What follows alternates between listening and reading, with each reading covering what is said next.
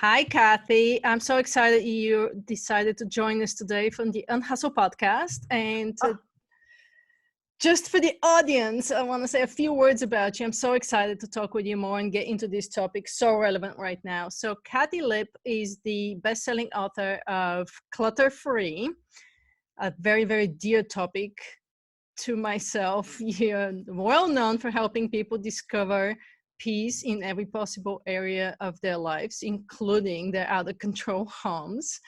And you have a very popular podcast called the Clutter Free Academy.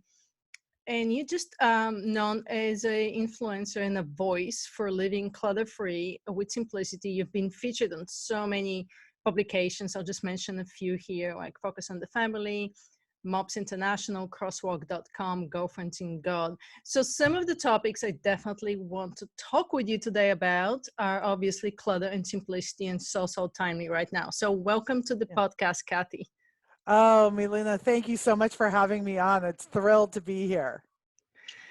Why don't we kick it off with why simplicity is so important? Yeah, so I actually grew up the daughter of a hoarder. And so I never really learned how to get rid of the stuff. My dad was a collector of everything. And, it wasn't put up in nice shelves or anything like that. It was kind of chaos. And so what I realized, I always said, oh, I'm much more creative when I'm messy. Which is true to a point. My process is pretty messy.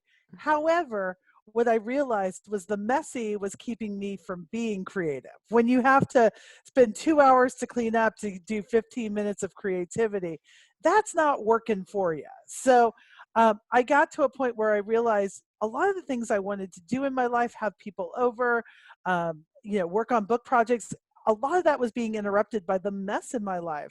And so as soon as I started to deal with the mess, some of those things started to grow. And that was what was so wonderful when I really discovered that paradigm shift. So important. I mean, I couldn't agree more. So I understand you have almost like you've narrowed it down to a process, and it was probably the same process you took when you went to declutter your house. So why don't you take us through that 4-step process? Yeah. So what I did was I really decided I would go in and I would declutter a room, but I'm like, well, sometimes I do projects in here, so I should leave that. And it was just it was very messy.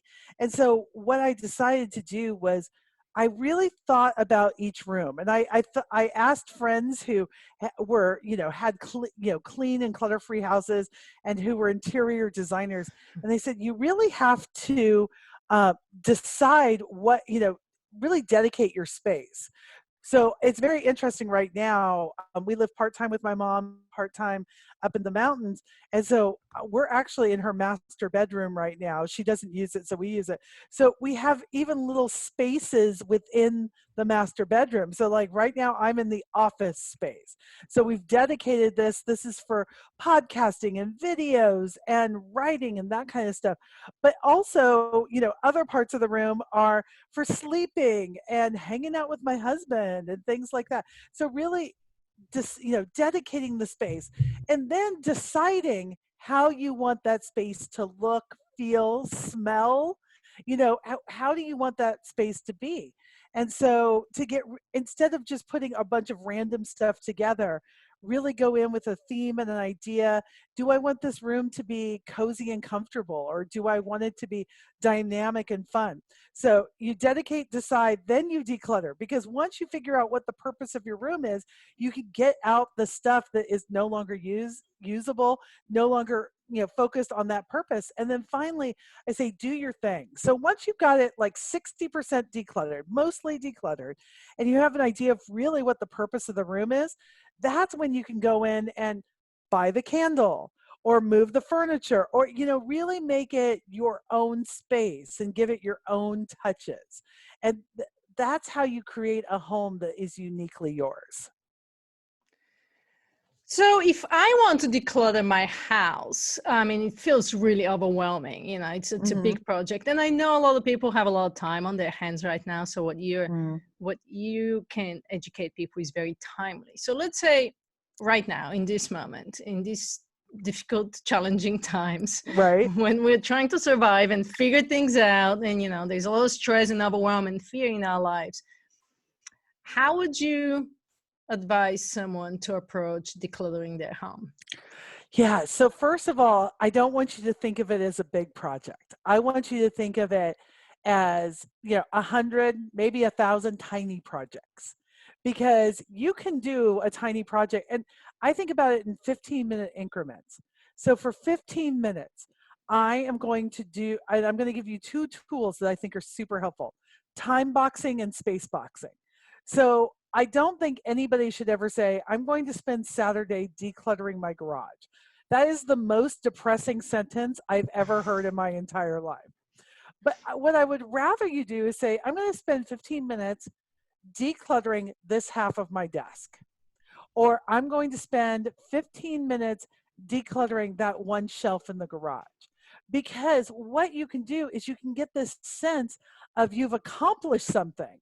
And if you decide after that 15 minutes, you know what, that was easier than I thought, and I have another 15 minutes, I'm going to go do this other shelf, that's great. But the time box, the 15 minutes, helps you get just a ton done. And we get that adrenaline rush when we know there's a beginning and an end.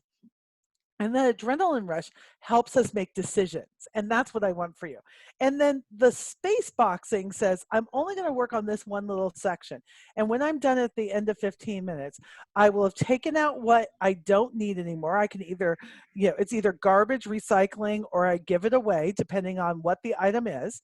Or I take it to another room where it's supposed to be, or I put it back in the same room in the place where it's supposed to be. But you don't have a lot of little things kind of hanging out there, little unfinished putaways. You just concentrate on that one space. And again, if you've got this adrenaline going and you want to make more decisions, great. But if you just do 15 minutes a day, I always think about it. I love this quote. The years are long, but the days are long, but the years are short. And you can accomplish so much more than you think you can in 15 minutes. So try it and be surprised at how much you can get accomplished. If you spend 15 minutes a day, realistically speaking, on an average house, how long will it take to go through the whole house?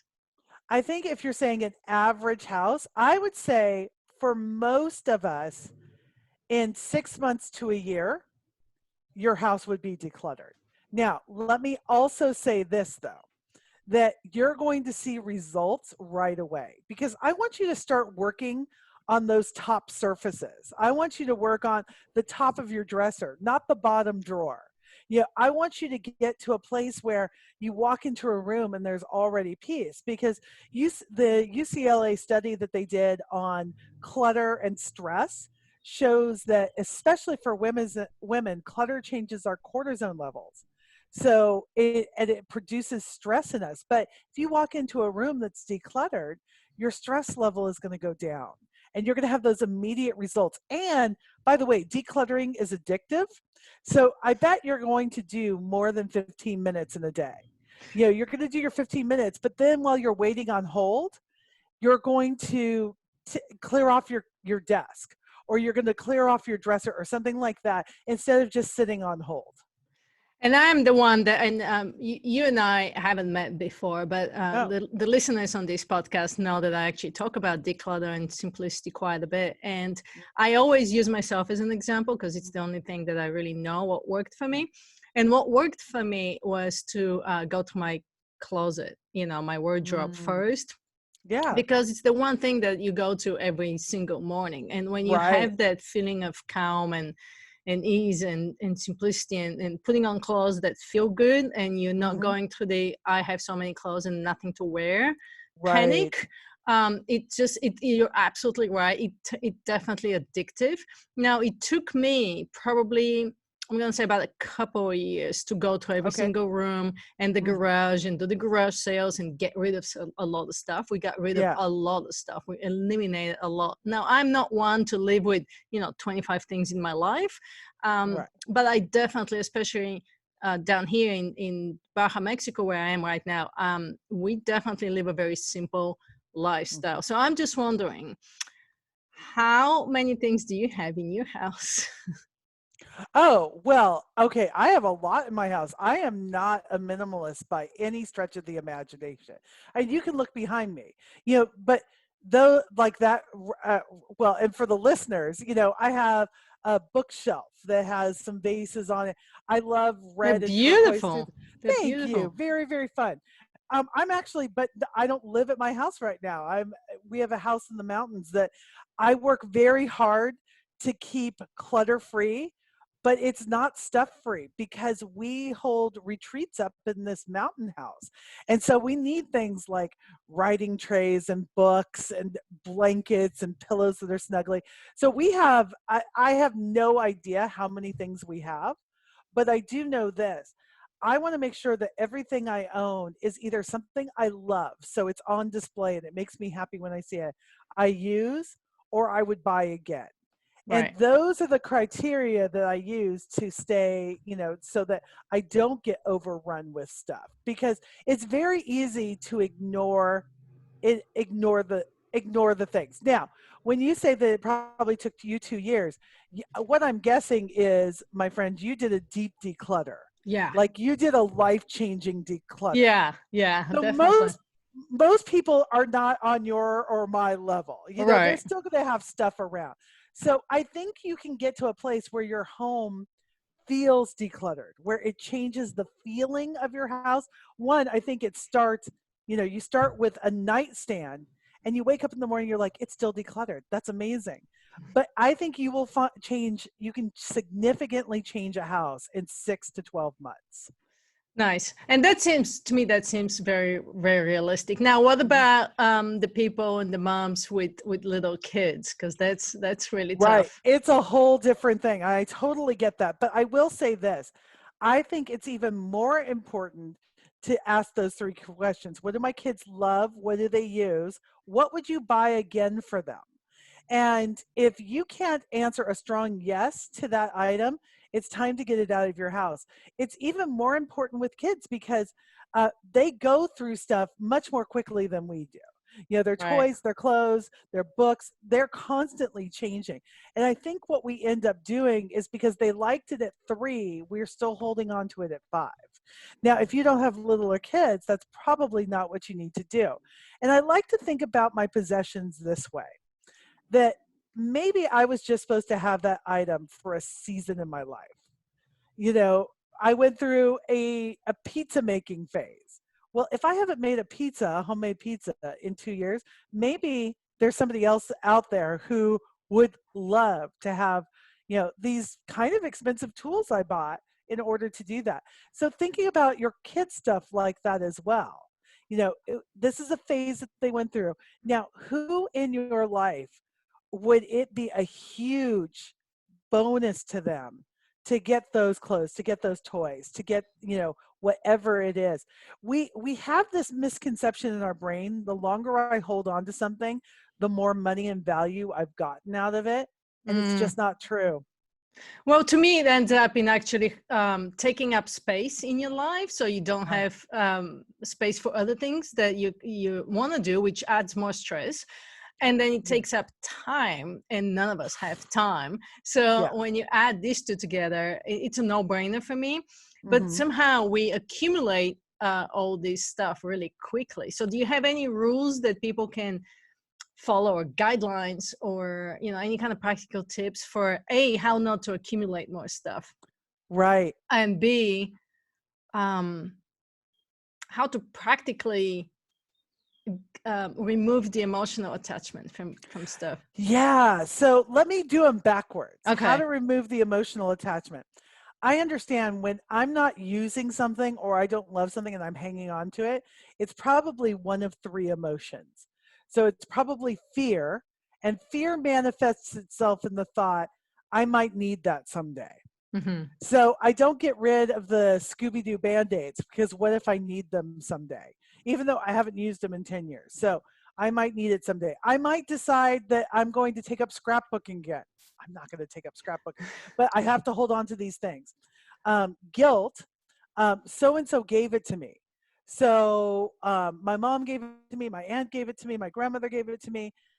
But why am I, and in our brains, we have this agreement that if somebody gave me a gift, I have to hold on to it until both of us are dead, which is ridiculous. Right. Our possessions are meant to be used for a season in our life. And then finally is shame. And that shame manifests itself, but I spent so much money on it. So I'm going to keep the shoes that hurt my feet because I spent so much money on it and I would feel bad giving them away. And so one of the stories I like to remind myself, it's my story, but anybody can borrow this story and understand why giving away things can be so powerful. When I became a single mom, I didn't have 2 nickels to rub together, and I had 2 junior high kids, and my son desperately needed some new shoes. He was a size 12 men's shoe in junior high. And so we ended up Wow. going to Goodwill. Yeah, those are some big feet. He's now 6'2". Um, so we went to Goodwill and he's looking at the shoes, and these are not kids' shoes. These are not, they're old man shoes. And he's like, Mom, there's nothing here in my size. And then he looks at the size 8.5s. He goes, I want shoes like that. And it was a brand new pair of Nikes. And I'm like, dude, you couldn't fit into those a year ago. They're too small. And so, but I looked at them because I'm like, how much is a brand new pair of Nikes going for at the Goodwill? Well, it turns out they were size 12. Oh, wow. Yeah. And so I think about, okay, that's a miracle. But then I think about the guy, or maybe it was his wife or his girlfriend, or who knows who it was, who says, you've never worn these. Let's donate them. And, by you donating something, you can be literally an answer to prayer for somebody else. So to think through it like that, it makes it so much easier to give that stuff away. Now, about bringing things in. So the first thing I always want to tell people is do an inventory. What do you already have? Before you ever go clothes shopping, before you go book shopping, before you go food shopping, look at the inventory of what you already have and then say, okay, what do I actually need?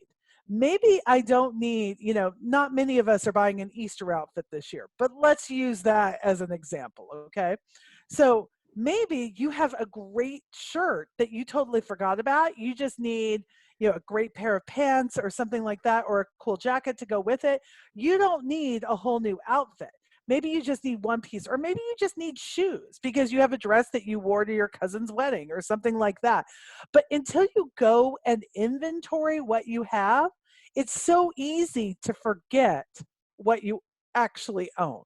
So do the inventory, see what you already have, and start to get creative about shopping your own closet. And then you're not bringing so much stuff into your home. So important. I mean, it's so Yeah. true. I go shopping in my own closet all the time. I Yeah. actually made it a rule at some point before I go clothes shopping to first go to my wardrobe, because you do forget what you have, and then you end up buying the exact same thing that you already have 2 of, and you don't need it just because Right. you already have it. Well, and to Yeah. challenge yourself, I can totally see you doing this. Challenge yourself. How many outfits can I make out of what I already have? How can I mix things up that I already own to make it be something new and fabulous? And maybe it's just putting a new necklace with something. Maybe it's, trying a different shirt under that jacket than you've ever worn before. Uh, and to follow people on Pinterest whose style you admire, but to see what can I do out of my own closet. I took it a step further. In my previous career, before I started on Hustle, I was a digital marketing consultant. I had a big marketing agency with a lot with people working for me. We had some phenomenal clients, and dressing up was important to me because I had to to, look the part, and I had to Right. go out to meetings.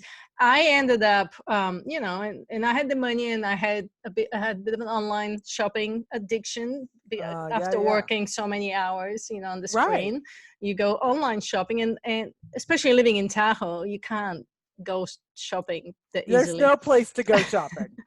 So I took it a step further, and I actually worked with an image consultant Mm-hmm. who came to my house, and we opened up the wardrobe and took all the clothes out, and we went through every single piece, Right. because she matched the clothes I had to my style, to my personality, to who I Yes. am as a person. And when she wanted to get rid of all my business suit, I almost freaked out. I was going, what if I need it? And she's like, what, are you Right. working with the banking sector? Are you working in the finance industry? Are you, you don't need suits. You're in marketing, you're a creative person. I mean, you need to be who Right. you are and connect with people from that point of view. So it was a really, really interesting exercise. And fast forward a few years, I live in Baja California Sur, and I lived in an Airstream for 4 months out of the year. Oh, And wow. I realized how little and how creative you can get with your clothes, so you can still look good and feel good and be yourself. So yeah, I've seen both sides of the spectrum. So that's why I'm so Yeah. interested in talking with you. Yeah. And so, and one of my friends, her name is Kym Nowlin, is a stylist. And here's what I've seen from Kym is that she will not give you a long list of things you need to go purchase.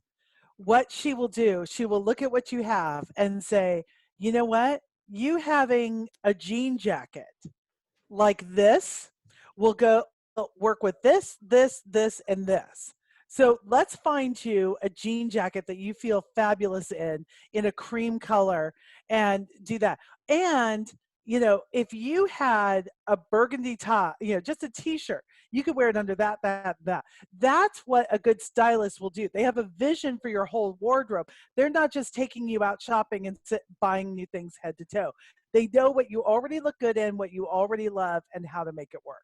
Yeah, I didn't go shopping at all. I just got rid Yeah. of clothes and bags of clothes, Yeah. and just minimized and left the pieces that I really loved and that were me, and I just looked great in them, and mix and match, and just accessories. And she did not encourage me to go shopping. I love it. I already had so much. It was a question of minimizing, so that when you open that wardrobe in the morning, you're not spending 15 minutes going, I have so many clothes and nothing to wear, but you Right. just grab the things that jump out, and you go with your day, which is where I think this decluttering but benefits laying. It's, the opening up of the time and the space and the freedom to do the things that matter, right? Is that how you've Well, and noticed things? I love what you just said there, because I think really, especially after um, being in self quarantine and sheltering in place and all of that, one of the things that is going to shift in our society is that we are going to value space more than stuff. And I feel the shift coming with people trying to get rid of so much stuff. Now, I also believe a lot of people are going to be at those thrift stores the day that the quarantine is lifted and trying to grab all the deals and stuff. But I think for those of us who want to have peace in our homes, we're going to want to open up our space. And so to be able to do that and value that space over just have it, and I think options are, they fool us, because when we have too many options, we get overwhelmed and we just go to the same clothes every single day. But when you have a capsule wardrobe, kind of what you were talking about, like when it was limited to your Airstream, you only had so many choices and you had to figure out how to make those work. And it's easy to get bored, but boredom is the instigator of creativity. Like if I'm bored, I'm going to figure out a new way. I'm going to find a scarf. I'm going to wear it 6 days to Sunday, and I'm going to figure this out. And I'm going to try things that I've never tried before. So if you have a lack of time, a lack of energy, a lack of money, and a lack of space, it forces you to be creative in ways you've never been before. I love you. This is exactly the simplicity aspect of an hustle. It is Mhm. decluttering. It is simplifying your life. And I love how you put space over stuff, because that's exactly, I believe it's going to be a huge mental shift with Right. what's going on. So everything you're preaching and I'm preaching, I think it's becoming quite a bit more relevant. Right. Well, because it's just about, it's where your soul is at. And if your soul is wrapped up in a lot of material things, it shows. And so what do I need to get rid of to really rediscover what my purpose is, who I'm serving, who I'm loving on during this time? Absolutely, so important. Kathy, tell me a little bit more about the book, and what are some of the most important messages in your book? Yeah, so we talked about the 4 Ds, the dedicate, decide, declutter, and do your thing. I would also say that really having a vision for how you want your home to feel. Like when you go into the first room of your house, does that bring you a sense of peace? Does it bring you a sense of joy? How do you want to feel when you walk in there? If you feel overwhelmed, then that's the first place to take care of. So a lot of people, when I ask them, what room do you want to start with? I thought it'd be their bedroom or maybe their kitchen. It was actually the place that people see first. And I thought that was really interesting. So understanding that has been really, really huge. We also, if this decluttering thing is overwhelming for you, one of the things that we do have is we have a Facebook group that goes through the book pretty regularly. It's just called Clutter Free Academy. We have about 10,000 women and a few brave men in there who are just trying to declutter their lives every single day. So that's where we live out the principles of the book. But everything you and I have been talking about, and I love that, this is also where you sit in all of this, is that society has given us the lie that the more stuff we have, the happier we will be. And we all know that that's a lie, but we don't internalize it often. And so when you start to reclaim that space and you start to reclaim some of that money, let's talk about that too. The money that we have spent on organizing systems or buying things because we don't know we already have them, or just, for you, it was an online shopping addiction when you were working so many hours. For a lot of people, it's the dollar store. It's something smaller and simpler, but it is an addiction all the same. Mm-hmm. And so understanding that deeply is a huge gift to say, where am I going to put my money? And, we couldn't have, like, 5 years, even, well, no, I'd say 10 years ago, so much of my money was going to stuff. And now, let me tell you the gift we have. When we find out that the New York City Chef's Brigade is feeding firefighters and medical workers and things like that, and we see that story on the news, I can send money to them now where I couldn't do that before. And we haven't done, we've been very strategic, tried to be, about where we're doing that. But that wouldn't have even been an option 10 years ago for me, even though I was probably making more money than I Right. am now. Right. Yeah, exactly. And how much more, how fulfilling that is to be able to do something like this, and how much more happiness you get out of being able to help somebody else out. Well, and I think we go with the lie. Well, I can buy this, and if I don't like it, I'll just give it away. But the most powerful tool we have right now to help really is money. And so I'd rather be giving money where organizations who are smarter than me can use that strategically than somebody wearing my shirt. Right. It's great to give those things away, and we can be a blessing. When I was a single mom, that was a huge blessing. But now, how can we use our space better? Can we, after all of this is done, can we continue to work from home because we've cleared out a space? Can we use our money in a different way? Can we use our time in a different way? Those are the things I want to think about. So you mentioned you started on this journey. What did you mention, about 10 years ago or 5 10 years ago? years ago is when the big shift happened for me. What caused that shift? Oh, okay. So my husband and I got married about 15 years ago, and we had everybody living in the same house. There were 6 of us, and we were living in 1,400 square feet.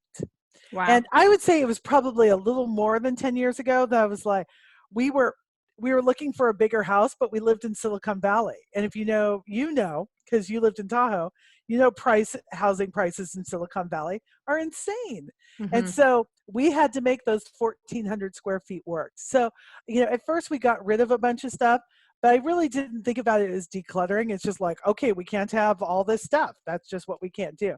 And then I would say about 10 years ago is when we got really intentional about, okay, if we want to live here and we want to up the peace level in our house, we have to get rid of some of this. Mm-hmm. And any regrets? Not, I will say this.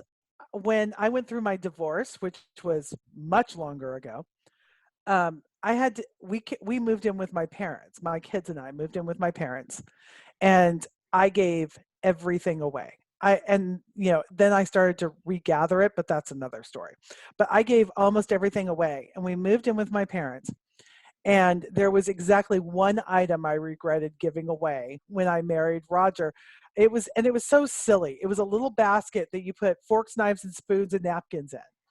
And it was so funny. Right after Roger and I got married, one of my bridesmaids waited around to move to Arkansas until after our wedding. So part of our honeymoon, Roger and I were helping them move. And we were in her garage, and I saw the basket. I'm like, I want that basket back. And I'm like, okay, that's the rudest thing ever, Kathi. Here's your great friend who hung around for your wedding before she moved. And I was helping her pack up, and I was asking her what she wanted to do with things. And I held up the basket, and she goes, "Didn't you give that to me?" And I said, "Yeah, I think I did." She goes, "You know what? We've never used it. Do you want it back?" And I was like, "Sure, we can use that." I'm like, yes. And here's the thing. We regretted nothing. I regretted 1%, and it was amazing how it came back to me. So I think about that all the time. What I give away, I'm never, ever going to regret. And you know what? My life is so much fuller because of the lack of stuff. It's been a miracle. It's been a miracle. That's so great to hear. I mean, the more and more people I connect with that mindset, it's just it confirms the exact transformation that I went through. And I grew up with very little in my life, so it was Mhm. actually going back to basics. I think it's now is a really, really good time to consider, simplifying and decluttering Right. and going back to basics and Well, connecting. don't you feel like it gives you more choices? Oh, so much more. Yeah, we just sold that house in San Jose. We sold it on the day, like I said, that, the shelter in place went into place.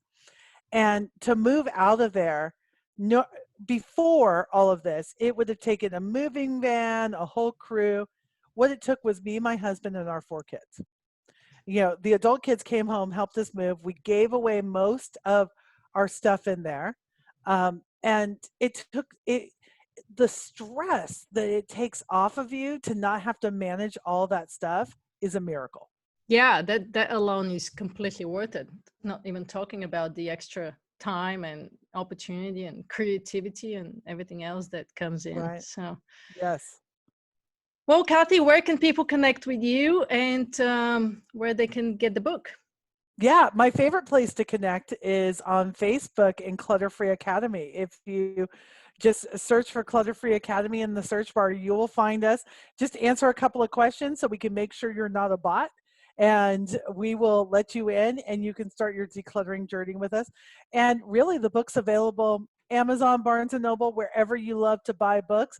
And if you have the opportunity to order it from a small independent bookstore, I would love for you to do that, because I want to be able to go into bookstores. I want them to stay in business for when all of this ends. So if we can support those small retailers, I would be thrilled. Thank you so much. What would you like to leave the Unhustle audience with? One final takeaway. Oh, when you're holding on to something and you don't know why, ask yourself, is this fear, guilt, or shame? And it answers the question about 95% of the time, and it makes it so easy to give it away. I love it. Thank you so much, Kathi. Good luck with the Declutter Thank you. Free Academy, and good luck with everything, and stay well. It's a great life to live, right? It is, absolutely. I'm living it. Yeah.